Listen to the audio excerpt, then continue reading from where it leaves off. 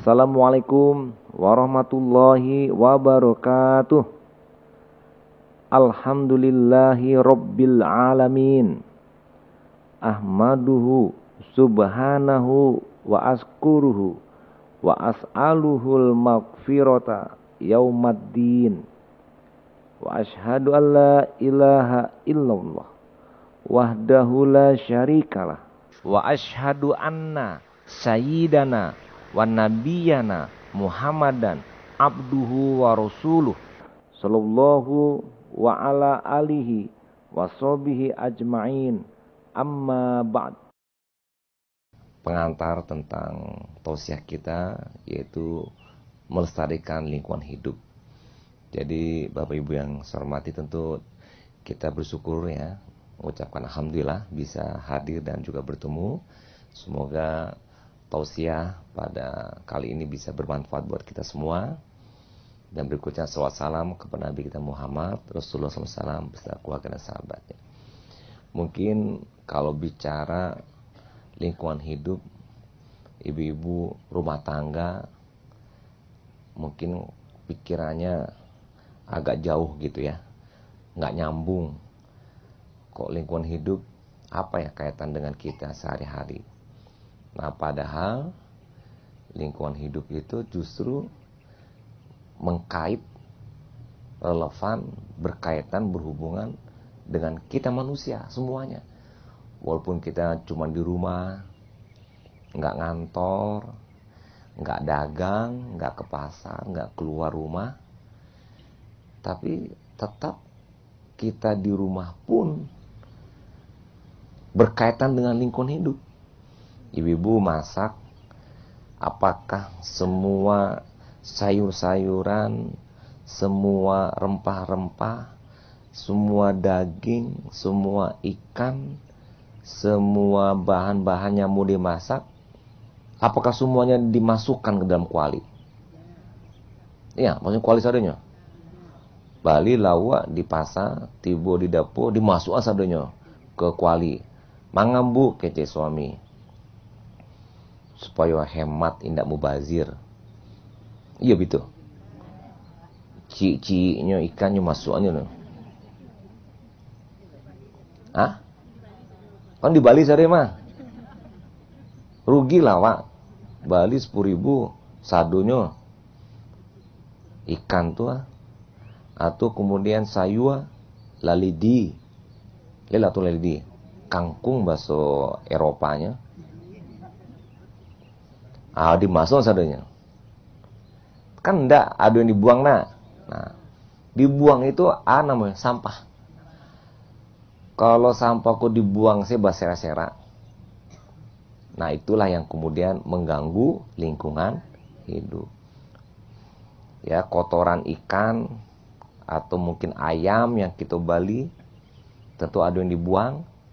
Nah, kalau bersera-sera tak gaduh lingkungan.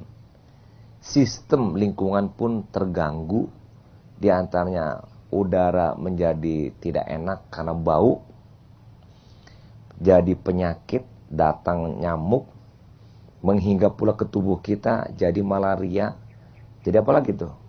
DBD, demam berdarah dan sebagainya, karena kita nggak menjaga lingkungan. Nah, Bapak Ibu, jadi lingkungan itu menyangkut kita juga sehari-hari.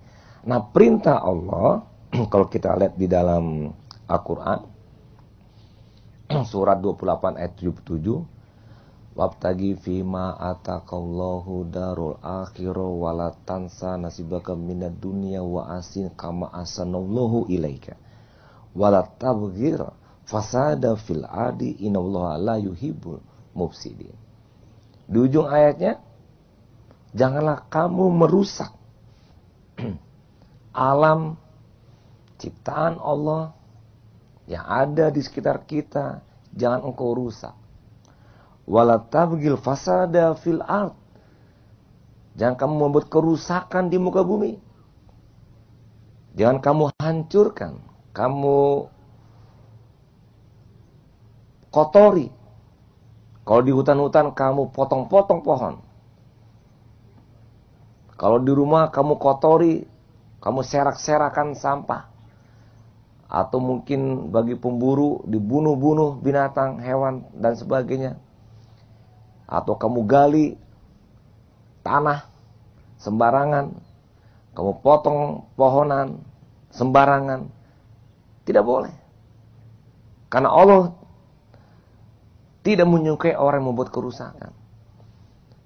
Potong pohon tidak boleh, awak yang menanam, awak yang menyiram, awak yang memupuk. Ala gadang dipotong tidak boleh, Pak. Sampai ke tingkat itu diatur. Ibu-ibu di negara-negara maju, alun lamoko ambu pai ke Swiss, pai ke kedutaan. Ada pohon gadang, tapi pohon tuh ala ndak rancak le, dikanu ala menggaduh bangunan, begitu ya. Kan cabang-cabangnya itu sampai masuk ke jendela gitu. Terus daunnya pun membuat kotor tiap hari. Kalau tidak diambil tuh kotor taruh tiap hari. Aku tanya, Pak ini kenapa nggak dipotong? Pak kenapa nggak dipotong ini? Waduh Pak, kalau motong ini satu cabang uangnya jutaan rupiah. Loh, kamu apa ini? Membayar namanya denda atau ada undang-undangnya, ada perdanya. Kalau memotong bayar sekian. Data lo udah Pak aja. Pak dihasil dulu. Apalagi dipotong satu batang pohonnya. Nggak boleh. Bukannya bayar denda. Tidak boleh. Kenapa? Pemerintah begitu mengaturnya. Karena untuk menjaga kelestarian lingkungan.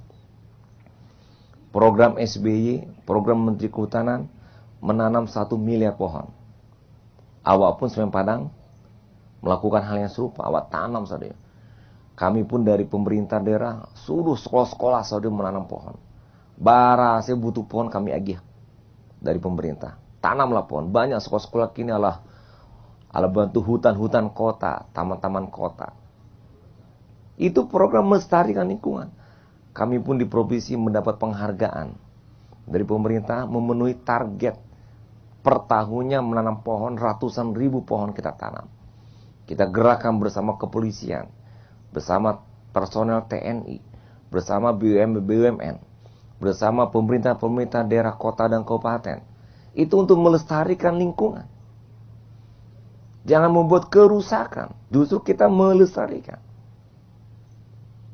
Kalau nggak salah di beberapa daerah pun sudah mulai ada perda yang melarang memotong pohon sembarangan. Apalagi pohon-pohon tertentu yang memang dijaga untuk kelestariannya dan juga untuk menjaga kehidupan. Coba Bapak Ibu, kalau bicara mengenai pohon, pohon itu menghasilkan apa? Secara umum nih, daun-daunnya itu yang hijau itu menghasilkan apa? Oksigen. Betul Ibu? Oksigen itu untuk apa? Untuk bernapas. Awak kini kok menghirup oksigen, O2. Dari mana oksigen kok awak peroleh? Dari pohon-pohonan. Nah, kan nyambung tuh apa yang dikaji tadi. Coba kita bayangkan, tidak ada pohon sama sekali. Berarti tidak ada yang memproduksi oksigen. Baca Robin Idui. Bisakah kita hidup tanpa oksigen? Gak bisa. Berarti kalau gak bisa, awak mati apa hidup? Mati awak sadunya kalau tidak ada pohon. Begitulah kesimpulan sederhana. Kan lenang kok tuh. Pohon mengeluarkan oksigen. Oksigen kita hirup untuk pernapasan. Kita keluarkan CO2, karbon dioksida, nyambi oleh pohon. Begitulah sistem. Lepam Ibu, dipotong sistem kok oleh orang-orang jahe. Pohon kok nyebuang sadonya, nyepotong sadu hutan. Berkuranglah oksigen. Baku berkurang, dek berkurang pohon. Baku berkurang, dek karena pohon berkurang, kurang lo memproduksi oksigen, maka kurang pula oksigen dalam hidup. Langsung mati semuanya, gagal panen semuanya. Ini juga ulah manusia, maksudnya baik. Nah, ulah manusia dipotong. Nah, ternyata sistem yang Allah pelihara di dalam kehidupan kita ini itu seimbang, teratur, dan ada suatu sistem. Pohon tadi dipotong, oksigen berkurang, susah napas kita. Dipotong pohon, berarti kalau itu ada di hutan, di gunung-gunung, di bukit-bukit, maka ketika pohon dipotong, akibatnya pohon itu mati kan, tidak ada pohon kan? Ya kan? Maka apa akibat berikutnya? Air yang turun hujan tidak bisa diserap. Mangalo Pak bicara air hujan Pak. Awak kini minum dari mana airnya? Selain dari air hujan, air dari tanah. Air tanah itu dari mana? Bisa tetap ada di tanah karena disimpan oleh akar-akar pohon-pohon kayu. Jadi ala oksigen ndak dapet awak di karena pohon dipotong. Kemudian pohon dipotong pun awak ndak dapet air yang kawak minum berkurang. Bahkan kemudian ketika ada hujan, langsung tidak ada penahan karena pohon ndak ada dah dipotong, air berdurun ke bawah tuh. Jadi banjir bandang. Kemudian tidak ada lagi yang bisa menahan tanah dan sebagainya, terjadi longsor. Jadi kini Abu bertanya, bencana longsor, siapa yang membuat longsor? Manusia yang nakal. Membuat awak kurang minum di kano air kariang, saya membuat manusia nakal yang tidak menjaga lingkungan. Oksigen pun terbatas. Orang membaka, tadi kan memotong, membaka. Lihat terasa ibu patang beberapa bulan yang lalu, napasnya susah. Dia tuh, asok di karena orang merusak lingkungan. Nyobaka, muncul CO2 ya, pembakaran tuh. Oksigen menjadi tidak cukup untuk kita sehingga banyak yang sakit. Dia karena ulah manusia mengganggu lingkungan. Lepam ibu. Jadi lingkungan kau untuk awak, Allah telah menciptakannya dalam surat 67 ayat 3. A'udzubillahi minasyaitonirrajim. Alladzi khalaqas sab'a samawatin tibaqa. Ma tara fi khalqir rahmani min tafawut. Farji'il basar. Hal tara min futur. Shadaqallahul azim.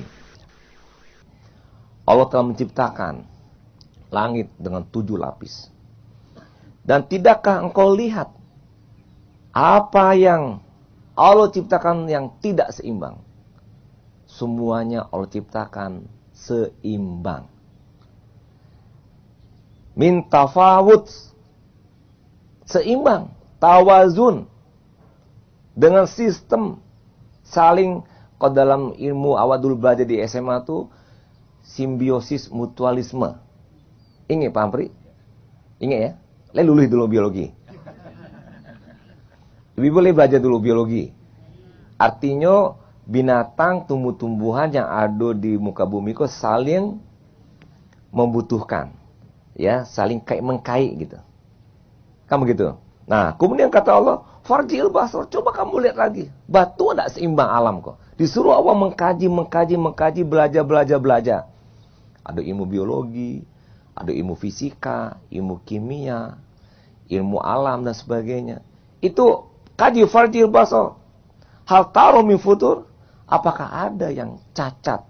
Apakah ada yang tidak termanfaatkan, tidak berguna, atau yang tidak teratur dengan sistemnya? Nggak ada kata Allah. Semua diatur.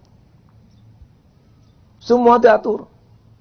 Sehingga kalau kita mengganggu, memutus mutualisme, simbiosisme yang merupakan suatu sistem yang Allah buat di alam, hancur. Ada Bapak Ibu, terangga dulu singo harimau turun ke rumah penduduk. Sebabnya dia karena rangkaian kehidupannya nyeputuh Jawa di hutan. Sehingga tidak ada makan situ apa kemari. Termasuk juga nih para petani, pemirsa TV yang petani-petani. Coba. Dibunuh binatang.